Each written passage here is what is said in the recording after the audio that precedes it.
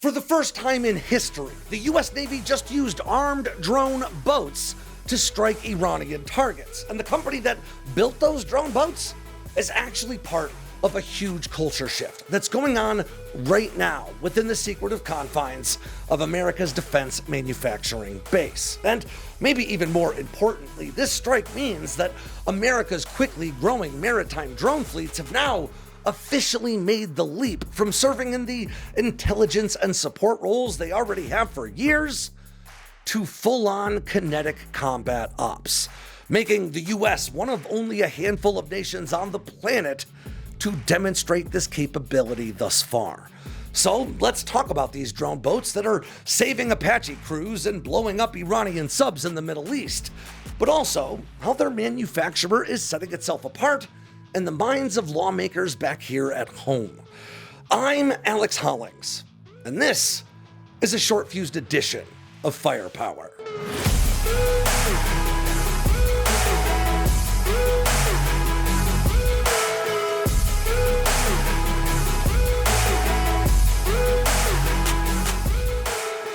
Now, the firm behind the US Navy's new drone boats that were used to strike Iran this weekend, Texas-based Saronic Technologies, is part of a much broader shift toward defense contractors that are more focused on delivering real warfighting capability, instead of just looking for contract loopholes and big payouts. At least, that's according to what the ranking member of the House Armed Services Committee, Representative Adam Smith, told us in a recent interview. And this weekend's strikes against Iran seemed to demonstrate that value proposition. But before we talk about how Congress feels about Saronic, let's run down what we know about this weekend's strike. Now, on Sunday, the United States Central Command, or CENTCOM, launched 3 naval one-way attack drones against Iranian targets, and we now know those drones were Saronic Corsairs. According to CENTCOM's statement, those explosive-packed Corsairs were used to strike the Bandar Abbas naval base in southern Iran, which is considered the primary installation of the Iranian Navy and the Islamic Revolutionary Guard Corps' naval forces. Now, this base is of significant strategic importance for a whole laundry list of reasons. It's a naval command and control site. It's a staging point for naval mines and fast attack boats. It's the home of the Iranian Navy submarine fabrication and maintenance facilities. And it's an assembly hub and test site for a long list of Chinese-sourced cruise missiles like the surface-to-surface HY-2 Seersucker and the anti-ship weapon, the YJ-8. But one might argue that what really makes Bandar Abbas most valuable is its location, smack dab in the middle of the Strait of Hormuz, making it sort of the center of gravity for Iran's efforts to militarize the strait and maintain control over all commercial shipping that passes through it. Now, this installation is said to be heavily protected by the Islamic Revolutionary Guard Corps, thanks to a combination of dated American and Soviet-sourced surface-to-air missile systems to defend against attacks from the air, and both Soviet-sourced Sunburn and Chinese-sourced Silkworm anti-ship missiles that are positioned in hardened underground silos to defend it against attacks from the sea. Of course, all of that stuff means that this site has also been the target of several airstrikes in recent months, so it isn't exactly clear what level of defense the base might still be able to muster, but logic dictates that rebuilding its defenses has been a focal point for Iranian forces all throughout the ceasefire. Now, the strike, it seems, may have specifically targeted Iran's submarine maintenance and repair facilities. And it hasn't been confirmed by Pentagon officials yet, but the submarine that they hit at least looks to me to be a Ghadir-class midget sub, which is a shallow-water diesel-electric sub based on a North Korean design that entered service for the Iranian Navy as recently as 2007. Now, the Iranian Navy is said to have had as many as maybe 20 of these small subs at the onset of Epic Fury, though we know at least one was sunk by American forces during those combat operations because footage was released of it, and it isn't clear how many more Iran may realistically have. Now, CENTCOM rightfully states that this attack marked the first time ever American forces have employed maritime drones for combat operations, but It's pretty important to note that this is not the first time America's naval drones, and in fact, the Corsair in particular, has demonstrated its value in the fight. Now, these same Corsair drones were used back on June 8th of this year to rescue the crew of a downed U.S. Army AH-64 Apache attack helicopter not far from the Strait of Hormuz, only a few months after very quietly entering service for the U.S. Navy. And the relative secrecy surrounding Saronic's recent push to the tippy top of the U.S. Navy's tasking list probably feels like pretty familiar territory for the company's co-founder, Dino Mavroukis, who served in 8 combat tours over 11 years as a member of the U.S. Navy SEALs. At 24 feet long, the Corsair is about the size of a pretty big speedboat, and it can carry payloads of up to 1,000 pounds to ranges of over 1,150 miles at speeds of up to 35 knots, or about 40 miles per hour. Now, the Navy hasn't disclosed how many of these drones it's already got in service, but we do know that they entered service with the U.S. Navy's Task Force 59 and its operational counterpart, Task Group 59.1, in March of this year, not too long after Saronic received a $392 million contract from the Navy for an undisclosed number of drone platforms in August of last year.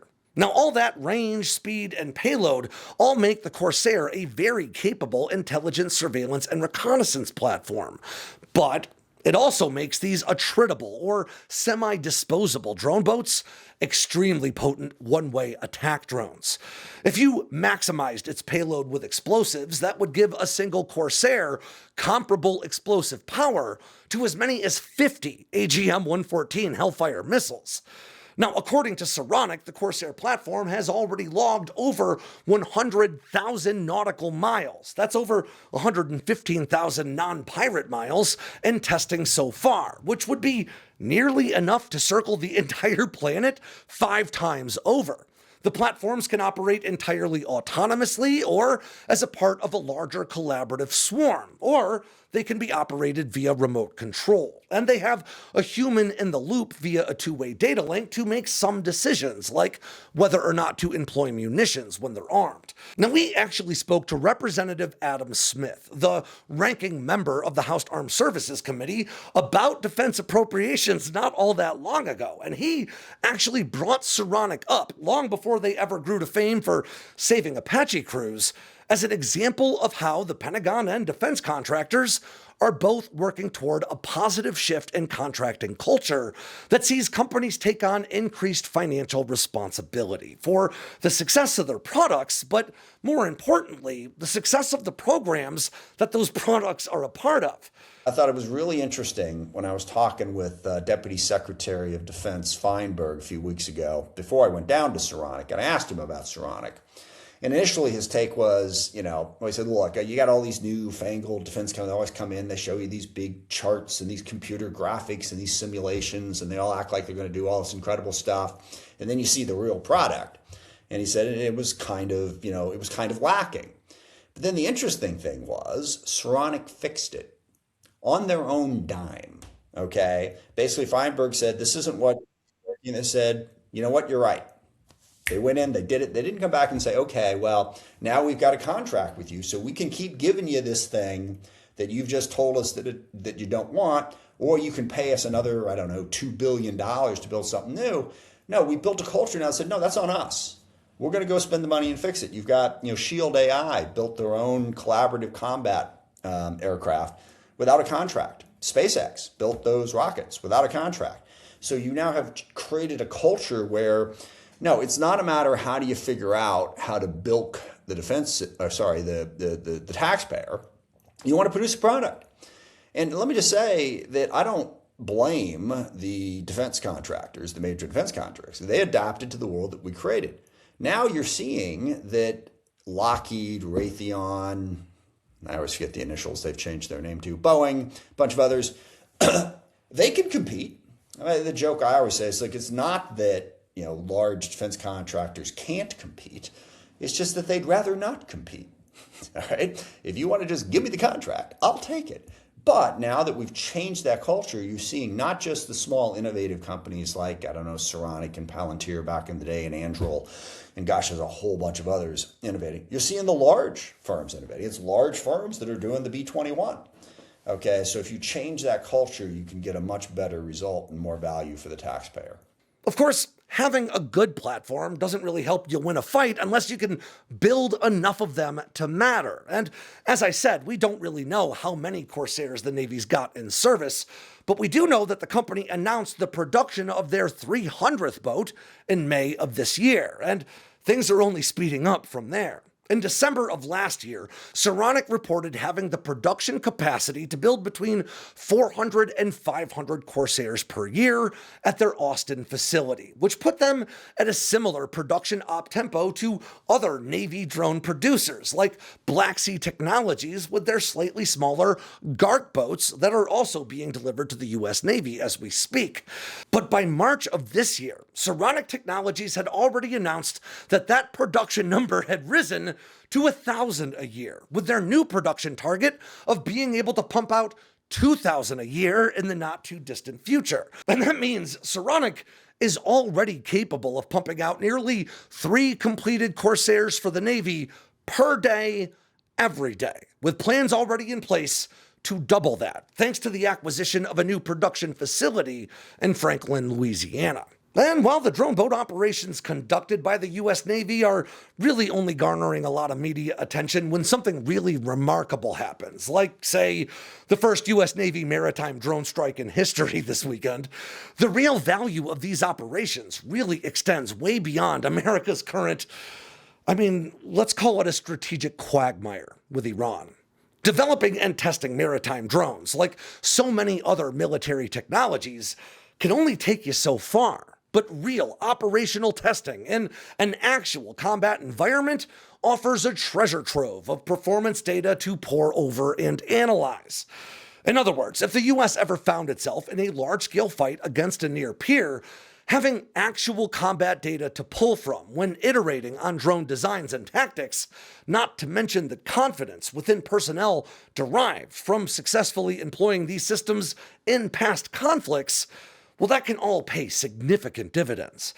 Now, Saronic, it's also worth noting, has a number of other drone vessels in development and testing as we speak, including the much larger 180-foot Marauder that is slated to demonstrate its ability to launch Castillion's Blackbeard hypersonic missiles next year.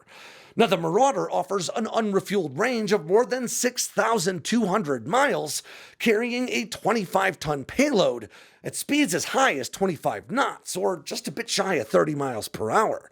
Now, the deck of the Marauder is designed to accommodate up to 40 20-foot ISO containers, just like the ones housing new weaponized systems being developed and fielded by the US military to launch everything from drone interceptors to cruise missiles to one-way attack drones.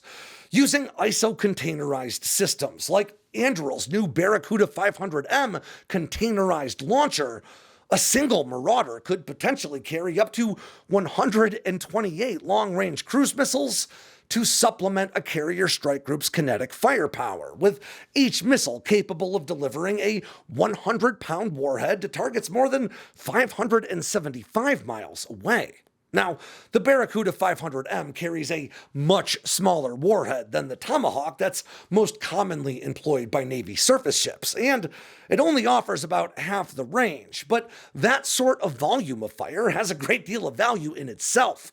With a 100-pound payload, the Barracuda 500M offers roughly 5 times the explosive power of a Hellfire, and a single unmanned Marauder carrying 4 of those launch systems could strike more individual targets than even America's largest surface combatants, its few remaining Ticonderoga-class cruisers.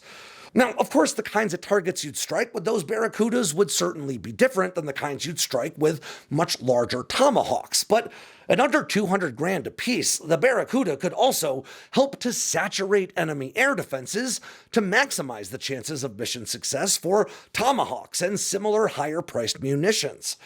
Now, the announcement of the Apache crew being rescued in June was the first that a lot of folks ever learned of the Corsair or of the U.S. Navy's pretty expansive drone fleets that already include growing but tough to nail down numbers of Corsairs, smaller speedboats called GARCs or Global Autonomous Reconnaissance Craft, Mantis T-12 surveillance vessels, 38-foot T-38 Devil Ray speedboats, extreme duration sail drone explorers, and a whole bunch more. In fact, we covered these secretive programs and their rapid expansion in depth in a recent video that I recommend you go check out if you're into that sort of thing.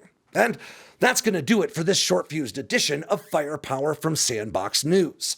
Make sure to download the Sandboxx News app right now. It's available for iOS and Android devices, and I saw your comments about not being able to find it on Android. So rest assured, there will be a link directly to find it in the Google Play Store below this video in the description. You can also find it by looking for the Sandboxx app in the Google Play Store and then clicking on the Sandboxx News app off of it. I'm not sure why it's not showing up in searches, but there is a link in the description below. Now, if you got anything out of this video, make sure to click like and subscribe down below and leave me a comment so I know what I should cover next. And of course, don't forget to tap on that bell icon so you never miss a drop from Sandboxx News.